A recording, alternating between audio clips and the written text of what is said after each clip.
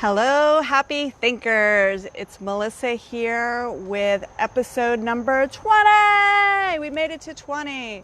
So with that said, I wanted to thank everyone for being here and commenting on a lot of the WTF videos and posts and things on our Facebook group. The engagement we have is very, very encouraging. So anyways, I wanted to just give you all a commendable thank you for making this possible. And I also wanted to give a shout out to Mr. Tim Dockery. He has made every WTF live episode. So if you're joining, please send me a wave because I can't see who is present with us unless you wave to me. So I watch for that as we go throughout the episode. Anyways, today we are going to be talking about how to turn a good life into a great life. So we've all heard that saying, life is short, so enjoy it while it lasts, right? So what is a good life and how can we attain it? Or is it good enough to just have a good life? Or is it possible to move from a seemingly good life to even a greater life? These are all questions we need to ask ourselves. Let's first start by defining what is a good life. A good life is usually self-satisfying or self-fulfilling. We might see it as personal joy or just really enjoyment of small pleasures. So maybe a good life is the ability to access basic things of small pleasure and comfort. What are some of the qualities do you think are qualities of a good life? Hi, Kelly. I see Kelly. She just gave me a thumbs up and a heart. Thank you. I like hearts. So what are some of the qualities of a good life? Some people may see them as being your health. And that means feeling healthy, looking healthy, just being healthy. And that's both emotionally and physically. Happiness is also there. Happiness is just the satisfaction of life. Hi, Kelly. I see you now. Thank you. And so happiness is just the satisfaction with life. And that comes in just life in general. And you're just content. Happiness, most of the time though, is short-lived, but it does spark enthusiasm to achieve the life of a good life. How about pleasure? Pleasure is the experience, it makes you feel good. And it can come in many forms. Maybe it's playing with your children, or if you have grandchildren, you're watching them and they play, or you see them at a concert or something like that. You enjoy that. Some people find pleasure in just making money or the amount of money they make. Others may find it in hobbies, maybe playing a sport or taking up certain crafts. It's just the ability to access anything you want when you want. Peace. Peace is actually a state of mind. It's a physical, mental, emotional calmness. And it's a feeling of security as well. It doesn't mean that there are no challenges, but it is the ability to stay afloat when the storms hit. Being at peace is when your mind is pretty much free of worry and anxiety. And then we have money. Money is essential for life. Not having enough money can cause stress. However, on the flip side, if you have enough money and you use it reasonably, you don't have to make a lot of money. But if you're covering your basic needs, you can create an experience of a good life. A good reputation is important. A good life is not only character, but by what you enjoy about yourself, but it's also about the perception that other people have of you. Integrity and character are required to have a good reputation with other people. And it's also an important component of life. If you want to learn more about character, I have an article on my blog, and there's also a video on character, and it's called Character, How Do Others See You? Or What Do You Look Like, I think. So if you want to, you can go there and check it out. It's on thankmefirst.com. You can go to the search bar and just type in character, it'll bring it up. It's also on my YouTube site. If you go to YouTube and just search Melissa Shim, all my videos are under Thank Me First, and it's episode number 3. And then you can also find it here on our WTF videos. If you go to the Facebook group, just off to the right side, there are different categories. If you go to WTF, it'll bring all those up, and it's episode number 3. So anyways, back to character. I like to think that I have a good reputation and I am a good person. I laugh because I don't know. So, I mean, I show up for you guys every day. Hi, Freddie. Glad you're watching. So I show up for you guys every day, and that's important to me. I show up for work on time, important to my colleagues. I'm the type of person, though, if I say I'm going to do something, I follow through. And that's what integrity and character is all about. Hello, Freddie. I see you. Thank you for joining. So how do we transition? Oh, I see Kyle Retzliff, too. Hi, Kyle. Glad you're watching.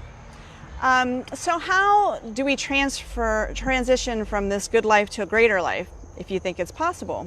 And it is. So you could be just living an average life, which is okay for some people. They're content with that.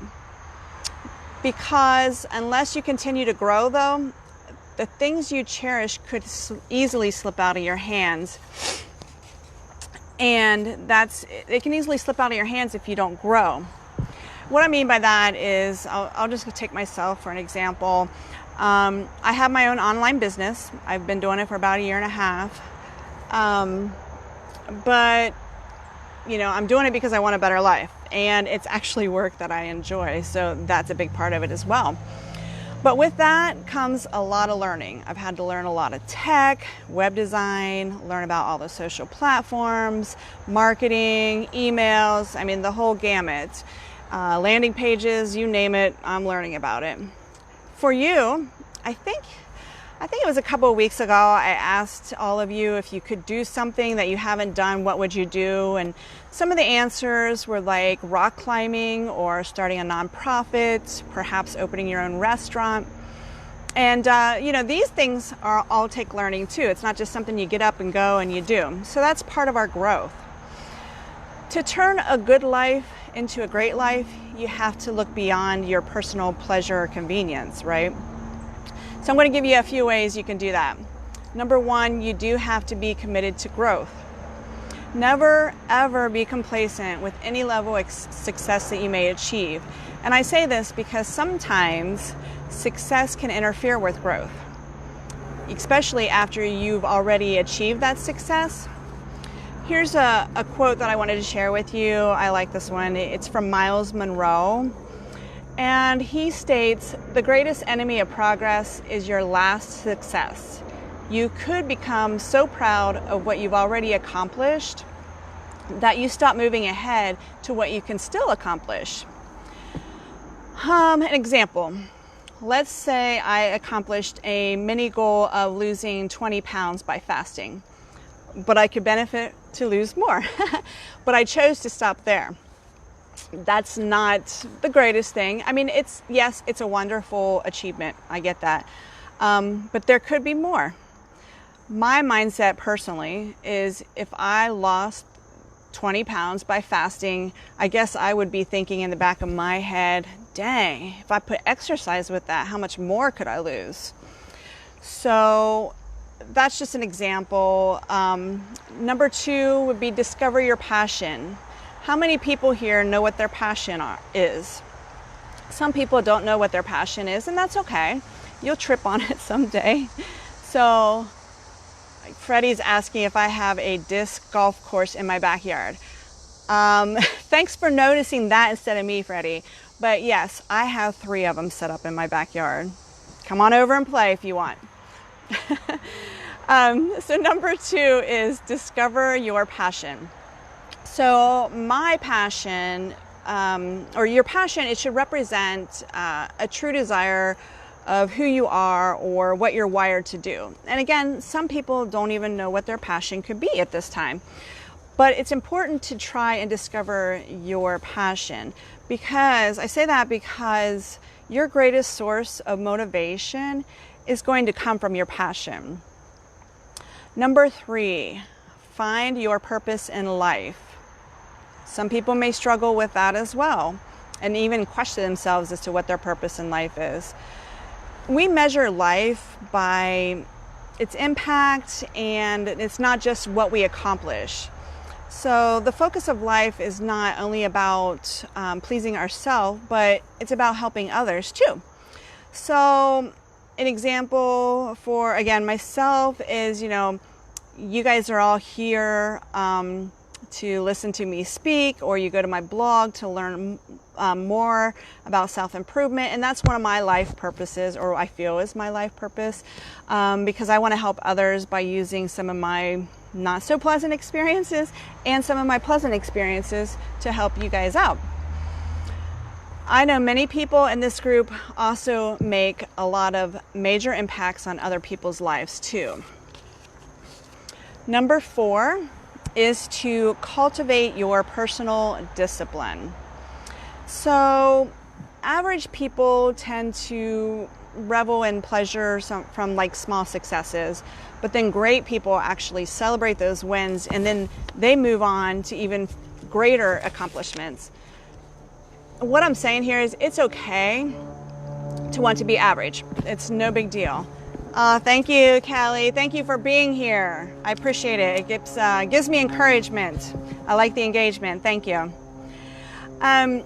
So it's okay if you want to be average. I'm not saying being average is not good, because it is good, because a lot of people don't even have average and are just striving to be happy one day out of the week or something. But what I'm saying is, if you want more, then you have to go for it. You can't just wait for it. So with that, you need to set bigger goals. When you set bigger goals, then you stretch your abilities, and then comes greater levels of success. Number 6, build your network. So what I mean by that is we need to cultivate the habit of building and nourishing our networks. Networking is meant to be a mutual relationship, and it's kind of like the group we have here. We all share ideas and thoughts to become better people, or just self-improve. Now, I mean, again, it may be through humor or sometimes seriousness, but we're all here to help each other, and that's a start.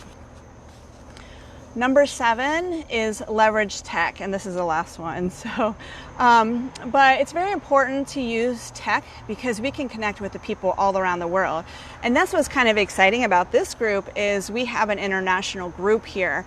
And that's why I'm getting everyone to try and, trying to encourage everyone to use this group to its fullest, to network with others around the globe, because you can learn so much more. Maybe not only self-improvement, but culturally, hey, do you have a recipe in Tunisia that I can do for a dessert? Or what do you recommend? Or, we have a great resource here, so I'm just encouraging everyone to use it. Anyways, my final thoughts for today. Sometimes we learn our best lessons or life lessons when we're children, but it seems like we just throw them by the wayside as we grow more older and sophisticated. I like to think that I'm still a kid at heart, so I'm not growing up, but I have taken some of those life lessons and thrown them by the wayside. But don't be comfortable with living a good life when in all actuality you can actually be living a great life. So don't sell yourself short. I'm going to end with a quote that I like from St. Jerome's rhyme, and it goes like this: good, better, best. Never let it rest until your good is better and your better is best. So what I'm encouraging everyone to do is drop a comment below about how your life is really good, but maybe 1 or 2 things that could make it better. So if you liked this episode, again, feel free to join me on my blog, which is thinkmefirst.com.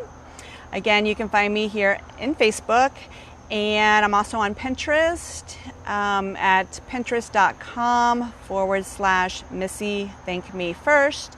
And then you can also find me on YouTube. Again, just go to the search bar and type in Melissa Shim, and it'll bring up all our WTF videos. And if you're ever going to YouTube, if you could just subscribe, I need 100, and then I can use my URL and make it so much easier for people to find us. So again, episode number 20. Whoop, whoop. I want to thank everyone for making this possible and participating in your engagement and everything else. Again, very, very appreciative. So you guys all remember, thank me first and have a good evening. Bye.